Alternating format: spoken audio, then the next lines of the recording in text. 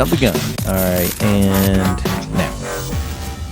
Welcome, everybody, to the PHDJ podcast. My name is Mike. Hey, it's Joe. And we should start up front again. If you're not watching this on video, we're all wearing the same clothes. Although, Joe, you're a black tee. You've become like the black t-shirt guy.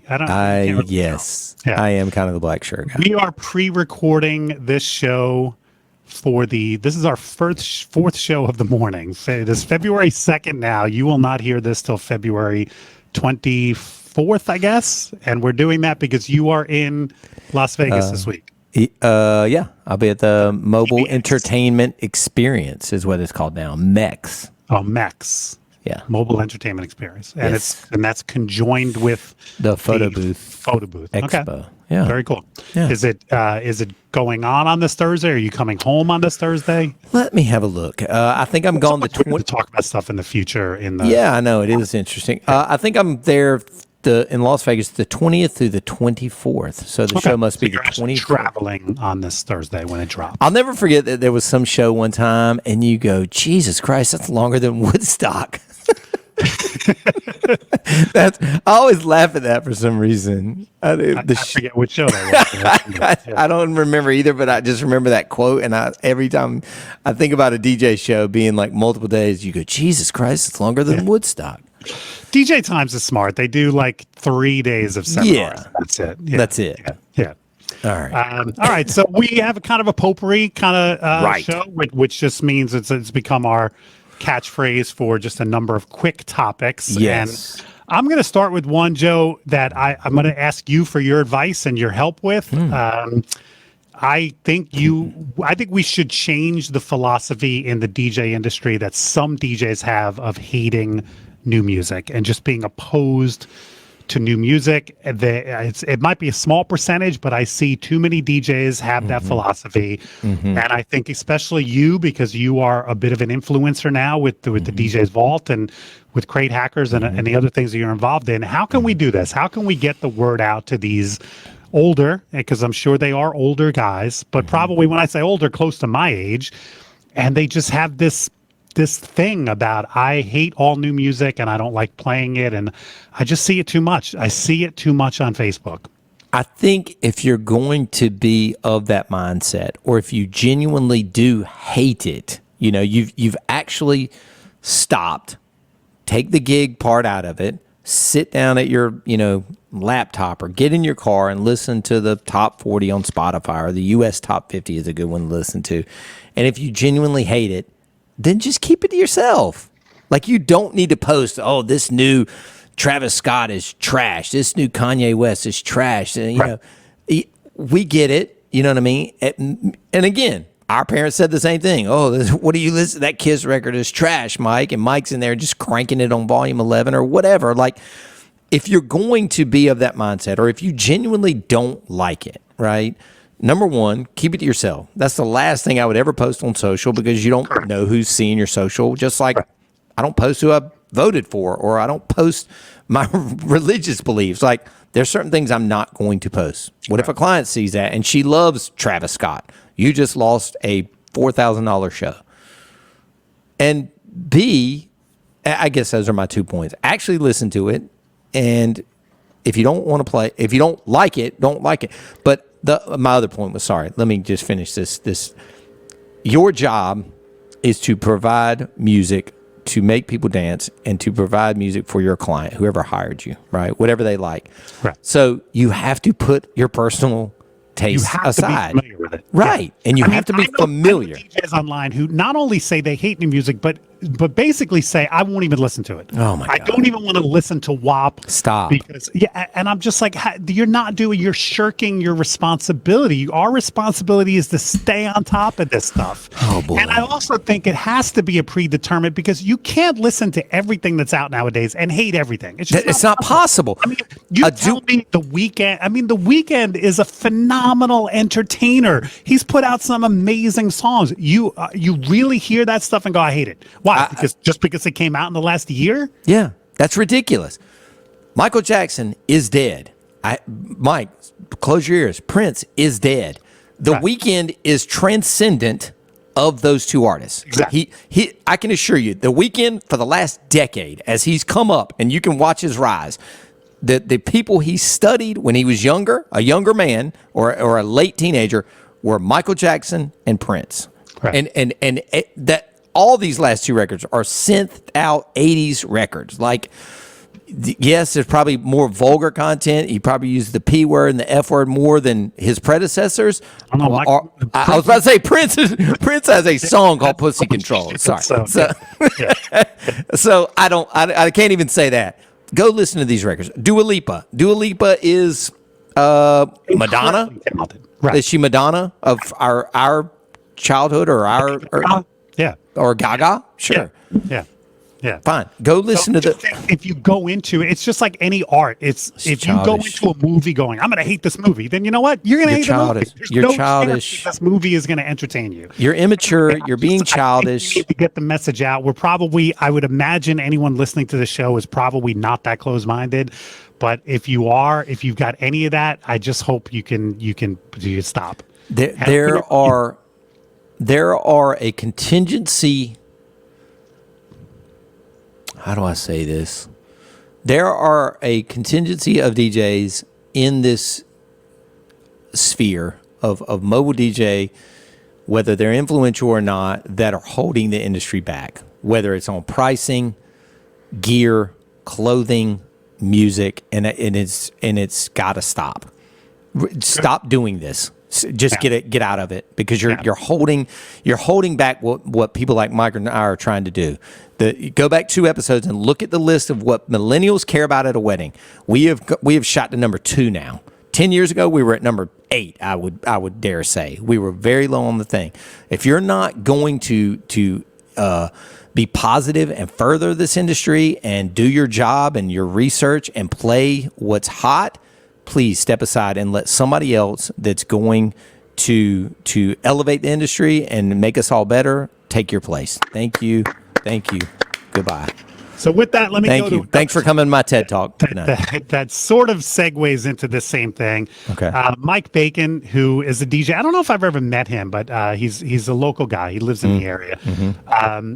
And he put this post up a couple weeks ago. He said, last night, a photographer asked me how long I've been DJing. I said almost 25 years. And he replied, whoa, you've been DJing longer than I've been alive.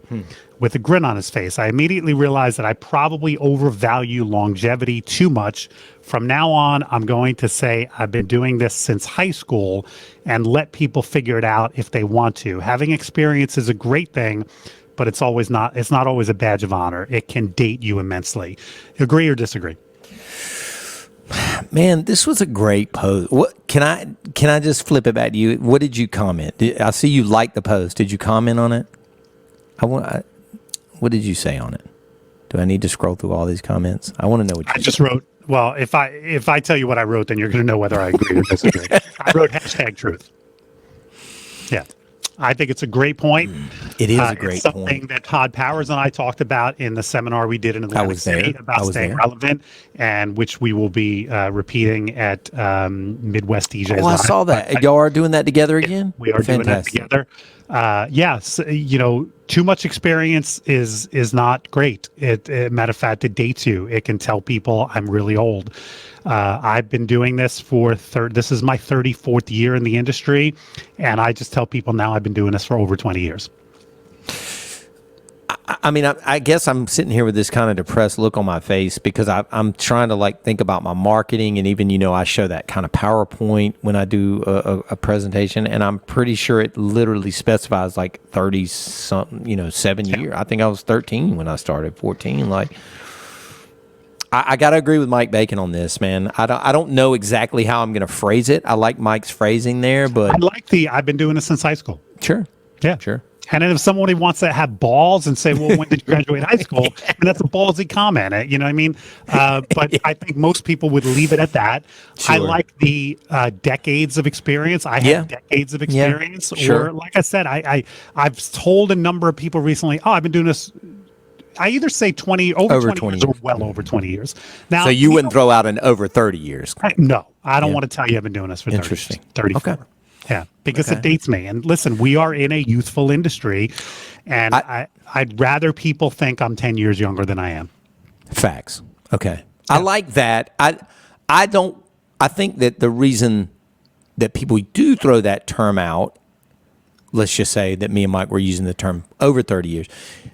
We're proud. I'm proud. It's a prideful thing to be in an occupation for more than 3 months or 3 years. But if you're talking to a 31-year-old bride, correct, she's going to think the same thing this photographer thought. You've been doing this longer than I've been alive. Okay. Now, some are impressed by that. Some people go, God damn, you got to be the guy. You've seen everything. Right. But some people, and again, we're in a youthful industry. Some people are going to go, that means you're too old. Yeah. That means you're my mom's age, and I don't think my mom is cool. So how can I possibly think you're cool? And I think that is the problem. Okay, I'm gonna change my verbiage on this. Listen, I'm not saying everybody needs to, but I think, as with anything, I think you should reconsider it. If you reconsider it and go back to, you know what, screw it. I'm going to tell people I've been doing this for 32 years. Let them judge me. Then fine. But at least you had taken a step back and given it some thought. And that was the main thing. When Mike put that post up, I said, you know what, man, that's a great point. And again, it wasn't a flash of something new, because Todd and I had talked about it over the summer. You did. I was there. It was a perfect example of how that can really just instantly somebody judges you. Great one.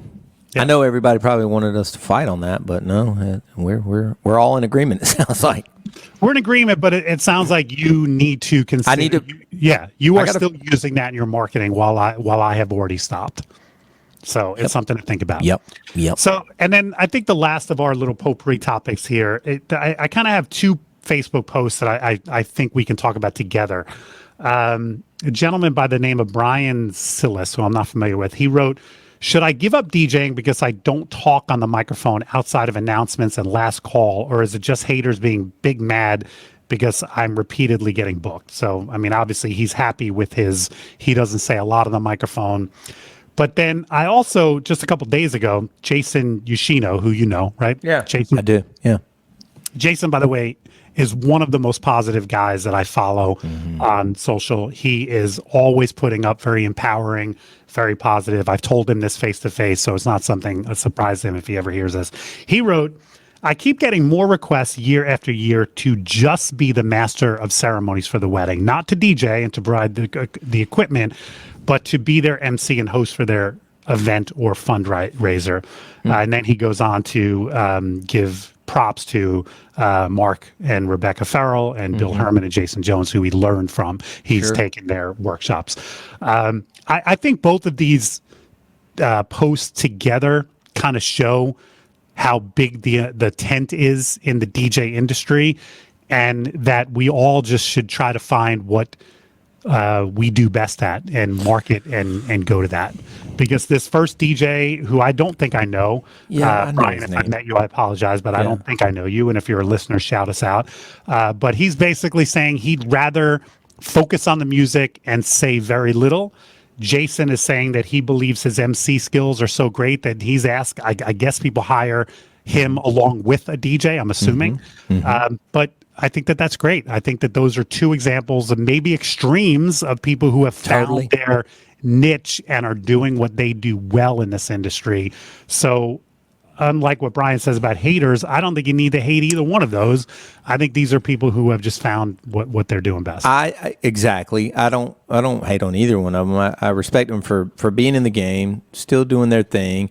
I think the main point that I would make to either of them when meeting with a client is, obviously, if you are that much better at one than the other, or you're opposed to being on a microphone, then you tell them that. You know what I mean? And maybe you say, "Hey, I bring an MC with me," or "Hey, I'm a much better DJ than I am an MC," or "I don't MC." Like, I think you have to be very upfront with somebody that's potentially hiring you. Now, I'll give you an example of that, and I think that's exactly right. I'll give you an example of that in my own sales. When I meet with a couple if they're considering me to officiate their wedding, The very first thing I say is I'm not a religious person. If you want a religious ceremony, I can recommend some officiants who focus on the religious aspect of your ceremony. Perfect. And now a lot of clients go, great, neither are we. We really don't want. Okay, great. Now I've sort of won them over by the fact that we're not going to spend 20 minutes doing the rosary at your ceremony. But I have lost a few, and I'm fine with that because I want people to have what they really want. So I totally agree about upfront marketing and upfront truth in sales. You might lose a few, but you're also going to win a few that go, if this Brian says to people, hey, listen, just to let you know, I'm going to make a few announcements at your wedding, but after that, you're not going to hear from me, and I'm going to focus on the music. I'm a great music mixer. He's going to lose a few clients, but he's also going to win a few over that go, great, that's exactly what we were looking for. Same with me on somebody. Can you do a mitzvah? No, I don't like kids. I like my kids. I don't like your kids. I'm not doing a mitzvah. Can you play a Middle Eastern wedding? I can play a Middle Eastern mixed wedding. Do you have what's hot in the Middle East right now? Give me those songs and let me put them together with secular, whatever is hot on the radio right now, and I will destroy that party. You know, like, are you a Latin DJ? Absolutely not. But tell me what salsa, merengue, bachata you like. I will spice that in with the other mixed in stuff that I'm good at, and I promise you this party will rock. Like, up front, honesty is critical. And a lot of that comes from the confidence that you're going to fill your schedule. You're not desperate for this one specific client, so you don't feel the need to stretch the truth or take a client that you then go, oh God, I hope I'm going to be able to do this. Yeah. So yeah. No, I hope all of that for all of you listening, that you do get to that point in your career one day that Mike and I are at, where we don't have to take every show, where we can demand the highest prices. I really do hope for everybody listening that you eventually hit that mark, because it's a beautiful feeling. Yeah. It really is. I'll give you another example of where I think some DJs aren't always very truthful. Yeah. There are some DJs who will tell their clients, listen, you can give me 5 requests or 10 requests. And I respect that. There are plenty of times where I feel hamstrung by too long of a playlist. However, if that is your mentality, then you should use that in your upfront. Don't sell yourself as, hey, I will do anything for you and I will play anything you want. If you then turn around and say, no, you can give me up to 10 requests and that's all I'm going to play. I make up the rest from there. Let people know that's your mentality up front. And again, you might lose some clients that say, well, I really want more involvement in my playlist than that. But you also might win some clients over who go, great, we want an expert. We don't even want to care about the music. We want somebody who can do it all for us. So I think that's, we accept playlists a mile long and we let clients know, you can tell us whatever you want. We're all about customer service. So I think that's another area where sometimes DJs kind of hedge they're not exactly truthful, if that makes sense. Yeah, it is. It's just, it's being upfront and honest, whether it's in a consult, when you interview a DJ, like I've talked about this extensively. When I interview a DJ, I'm like, listen, you are starting kind of at the bottom of a roster. Now, there's going to be plenty of DJs that are going to want the weekend off, or they have kids, or they're having kids, and you're going to move up rapidly. But Mike's training people in 30 minutes down in his basement. I guarantee he will tell them the same thing. Look, I'm going to start you here. You're going to move to here. If you do this, you're going to move to here, and you've got the potential to be an all-star and make a ton of money at Elite Entertainment. But for right now, I've got X, X, X, and X above you, and they have been here a long time. So you've got to earn your way in, and I think that is critical from the very beginning to be upfront with your DJs and your clients. And Donovan just barked, so he apparently agrees with you. Exactly. He thought, smart dog, making a good point there. Smart doggy. Oh man, this is good. Yeah. Good stuff. Thanks everybody for listening. But this is our fourth one we're recording this morning. So, and go back to our very first episode. We talked about doing 20-minute podcasts. So we did. So we have stretched that out through the years, but maybe we go back every once in a while to a 20-minute. We're right. We're 19:10 right now. Yeah, but I'll stick an ad in so that. Oh, there we go. We're at 20. Yeah, there you go. Thanks everybody. Oh, the teaser for next week. So we're going to talk a little bit about some resources, mainly the doggy, mainly the DJ conventions that we have coming up and how to best network at those. How about that? I love it. There's your teaser. I love it. Thanks, everybody.